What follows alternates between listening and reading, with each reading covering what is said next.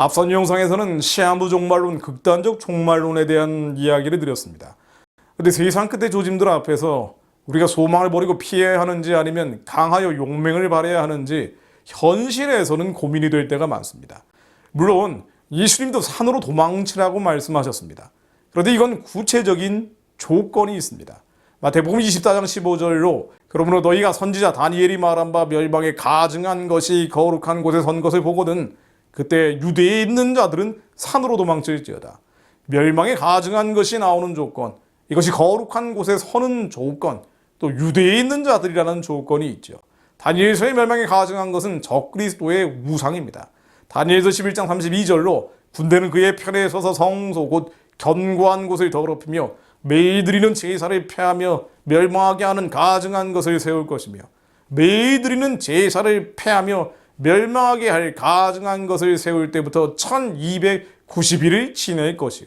기원전 6세기 사람인 다니엘은 앞으로 벌어질 환상을 보면서 예언을 하는데요. 그 중에서도 난해한 것이 11장, 12장이죠.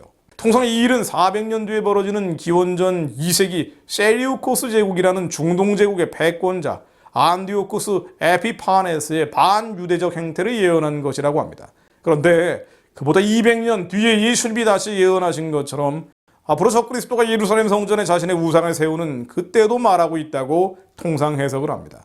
이 멸망에 가증한 것, 즉 적그리스도의 우상은 당연히 요한계시록에 집중적으로 등장합니다.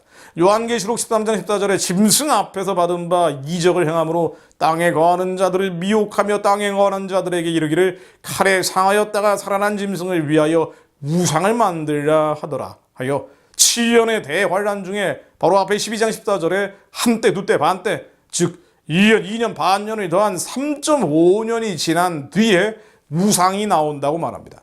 즉 7년의 대환란이 시작되고 적그리스도가 자신의 정체를 드러내는 환란의 절정인 후 3.5년이 시작될 때 적그리스도의 우상이 나오게 된다는 것입니다. 다니엘서 12장 7절도 내가 들은 즉 그 세마포 옷을 입고 강물 위쪽에 있는 자가 자기의 좌우 손을 들어 하늘을 향하여 영원히 살아계시는 이를 가리켜 맹사하여 이르되 반드시 한때 두때 반때를 지나서 성도의 권세가 다 깨지기까지이니 그렇게 되면 이 모든 일이 다 끝나리라 하더라라고 하여 적그리스도의 우상이 나온 뒤에 한때 두때 반때 즉 3.5년이 지나면 끝날 것임을 두 천사의 대화를 통해 말해주고 있습니다. 즉 가증한 멸망의 우상은 7년 대환란 중에 중간 3.5년 3.5년 바로 그 중간에 세워진다는 것이죠. 그런데요, 이 멸망에 가증한 것 적그리스도의 우상이 나오면은요, 요한계시록 13장 15절 14장 9절 14장 11절 16장 2절 19장 20절 정말 여러 군데 나오듯이 우상에 절하게 만들고 이마와 오른손에 666 짐승의 표를 받게 한다고 기록되어 있습니다.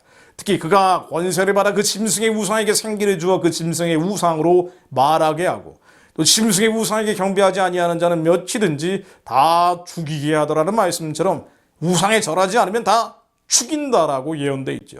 그렇습니다.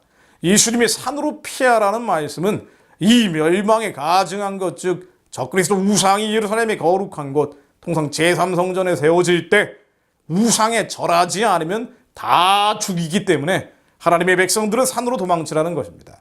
그런데요, 마태복음 24장 6절에서 예수님께서 말씀하신 것처럼 난리와 나이의 소문을 듣지만 끝은 아직 아닌데도 민족이 민족을 나라가 나라를 대적하여 일어나지도 않았는데도 무엇보다 짐승의 우상이 거룩한 곳에 서 있지도 않은데도 유대 사람도 아닌 이들에게 산으로 도망치라고 하는 것은 마태복음 24장 4절에서 예수님이 경고하신 것처럼 사람의 이야기일 뿐입니다. 때와 시기를 임의로 확정하는 시한부 종말론이죠. 사도 바울도 이런 일을 많이 겪었던 것 같습니다. 때와 시기를 임의로 확정해서 사람들을 미혹하는 것들을 수차례 경고하고 있습니다. 데살로니가후서 2장 1절로 형제들아 우리가 너희에게 구하는 것은 우리 주 예수 그리스도의 강림하심과 우리가 그 앞에 모임에 관하여 영으로나 또는 말로나 또는 우리에게서 받았다 하는 편지로나 주의 날이 이르렀다고 해서 쉽게 마음이 흔들리거나 두려워하거나 하지 말아야 한다는 것이라. 누가 어떻게 하여도 너희가 미혹되지 말라. 미혹되지 마라. 먼저 배교하는 일이 있고 저 불법의 사람 곧 멸망의 아들이 나타나기 전에는 그날이 이르지 아니하리니 그는 대적하는 자라. 신이라도 불리는 모든 것과 숭배함을 받는 것에 대항하여 그 위에 자기를 높이고 하나님의 성전에 앉아 자기를 하나님이라고 내세우느니라.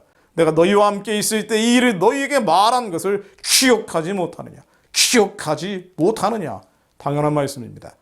때와 시기를 임의로 확정해서 사람들이 속이는 미혹을 경고하고 있습니다. 그러나 현실은 사도 바울 시대나 지금이나 시간과 때를 확정해서 언제 모년 모레 심판이 올 것이니 준비하라는 식의 극단적 종말론, 시한부 종말론이 횡행합니다. 성도의 마음을 흔들어댑니다. 두려움을 주고 결과적으로는 하나님의 사명을 감당하지 못하게 합니다. 물론 이런 주장을 이단이다 아니다라고 공격해봐야 큰 의미는 없을 것 같습니다. 어차피 남은 자들의 영적 성장을 위해서 하나님의 주권 아래 허락된 일일 테니까요. 즉 중요한 것은 성도들의 영적 성장이고요. 그러므로 남은 자들은 거짓 선지자 또는 사람을 믿는 게 아니라 말씀으로 기도하며 철저하게 우리 안에 계신 성령님의 인도하심을 따라가야 한다는 것입니다. 그러기 위해서 미움과 증오, 분노, 시기, 질투, 공포와 두려움, 불안감, 이 불안감, 겉사람의 모든 소욕을 떠나서 속사람 안에, 예수 안에 언제나 머물러야 합니다. 너희를 미혹하는 자들에 대하여 내가 이것을 너희에게 썼노라. 너희는 주께 받은 바 기름 부음이 너희 안에 거하나니 아무도 너희를 가르칠 필요가 없고 오직 그의 기름 부음이 모든 것을 너희에게 가르치며 또 참되고 거짓이 없으니 너희를 가르치신 그대로 주 안에 거하라. 자녀들아 이제 그의 안에 거하라. 이는 주께서 나타나신 바 되면 그가 강림하실 때 우리로 담대함을 얻어 그 앞에서 부끄럽지 않게 하려 함이라. 마지막 때는 피하고 숨고 도망쳐버리는 때가 아닙니다. 완전한 절망 속의 흑암 세상이 아닙니다. 불완전한 사람과 이 불완전한 사람이 만들어내는 미확인 첩보, 근거 없는 낭설을 믿는 것은 옳지 않습니다. 죄와 피 흘리기까지 싸우며 말씀을 믿으며 예수 그리스도 안에서 성령님의 인도하심을 따라가는데 그때가 마지막 때입니다. 세상에 속한 자가 아니라 오직 하나님의 아는 백성이 되어 강하여 용명을 바라는 자가 되는데 그때가 바로 마지막 때입니다. 그때 네 민족을 호위하는 큰 군주 미가엘이 일어날 것이요 또 회의안이 있으니 이는 개국 이래로 그때까지 없던 회의안일 것이며 그때 네 백성 중 책에 기록된 모든 자가 구원을 받을 것이라.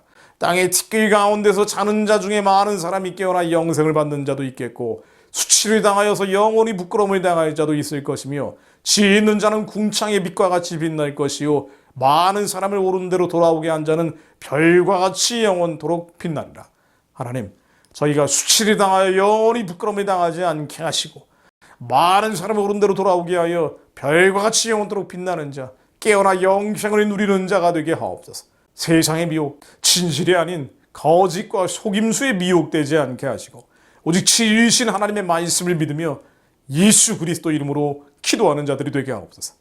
예수 그리스도 이름으로 기도드립니다. 아멘.